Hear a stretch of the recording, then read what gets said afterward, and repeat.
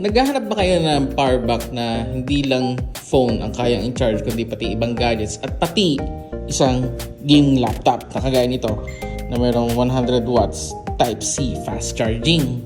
Introducing HivePad Pro. So si HivePad Pro ay 30,000 mAh na portable power bank na meron ding ilaw sa likod at merong dalawang USB Type-C ports, isang 100 watts, isang 45, then dalawang quick charge 3.0 na port. So for quick charging na siya. And this time, i-charge natin yung laptop gamit ito. And as you can see, yan. So 4.7, 4.6, so that's around 94 watts ng power output mula dito sa power bank, no? So meaning kayang-kaya niyang i-charge itong laptop na to. Ang capacity nito ay 30,000 mAh or equal sa 111 watt-hours of energy.